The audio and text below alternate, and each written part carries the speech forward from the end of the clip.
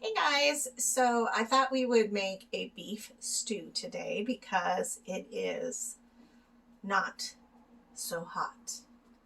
And while I was at Sprouts, and disregard all that stuff back there, I actually pulled the stuff off the shelves and I put it on the little table so I could refold it and organize it and then put it away. That was a plan like 3 days ago. We'll see what happens this weekend. Anyways, I was in Sprouts and I found the most delicious thing. I love their baked goods because I feel like they go the extra mile. Maybe they don't.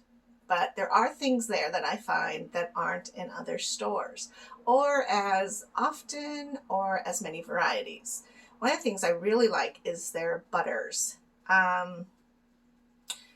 When you go to Texas Roadhouse and you get those biscuits and they come with this like whipped magical butter?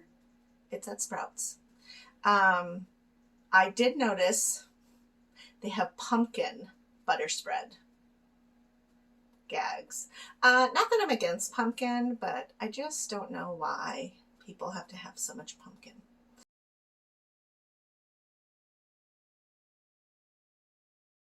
I would like to make a pumpkin stew one day where you cook it in the pumpkin.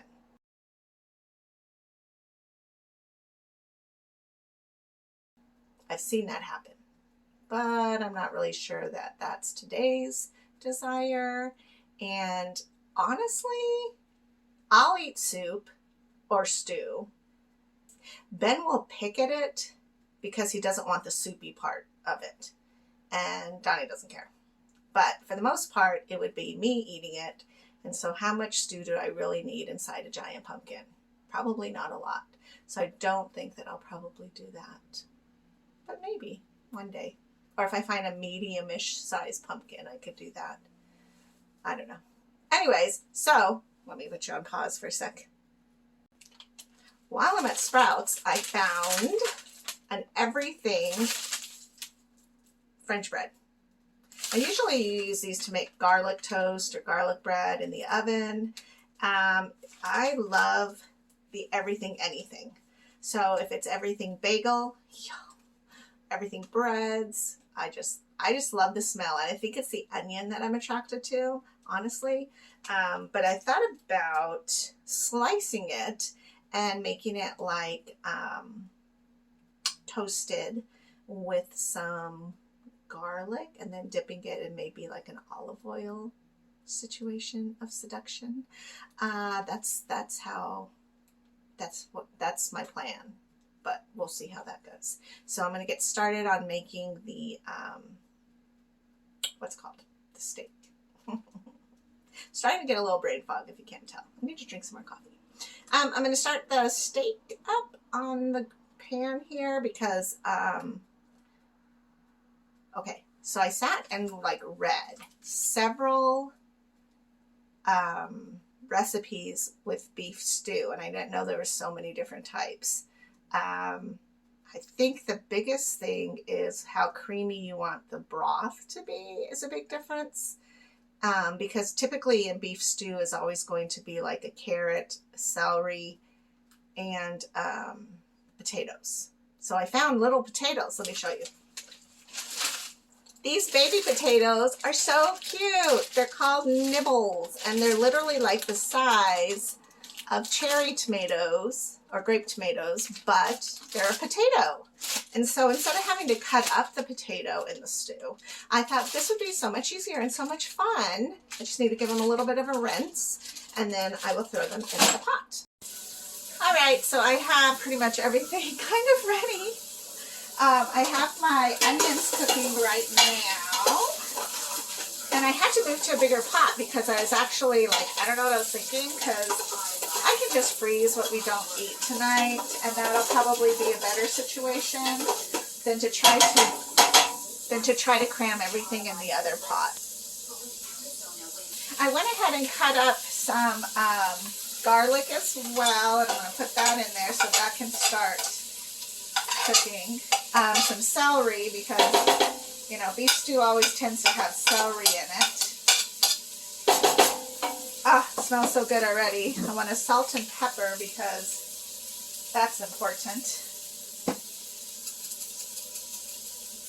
And stir this about. Now, I did cut up some jalapeno because we do like the spice. So the more spicy things are, I think, the better that they're eaten. So let me add that in here as well. Put that in here because that's yum. And then also the celery. Stir this up a little bit. It smells really good, and you can smell the jalapenos cooking now.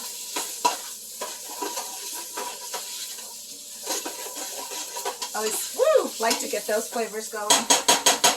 But the situation with cooking with jalapeno is like, that burns your eyes. Like, it creates I don't even know, like, I don't know why you can't cook jalapeno. Like, it's better to cook jalapeno poppers in the oven than it is to cook it on the stove. I don't know why that is. Like, there's some type of cooking chemical thing that comes off and it like burns everybody's eyes in the house.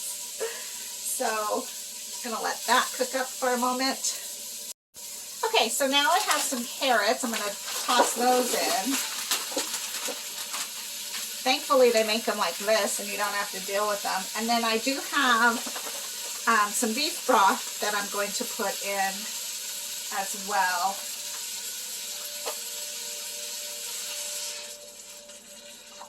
And oh my gosh, it's smelling good already.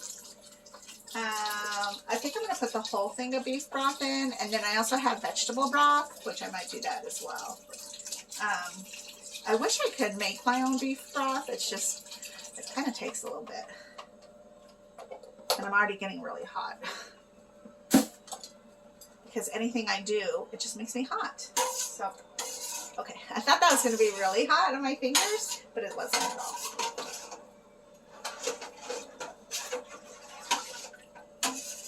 So there we have now the basis of our stew. Let's see if I can tilt it to you. See? Oh, hold on. The jalapeno makes me sneeze.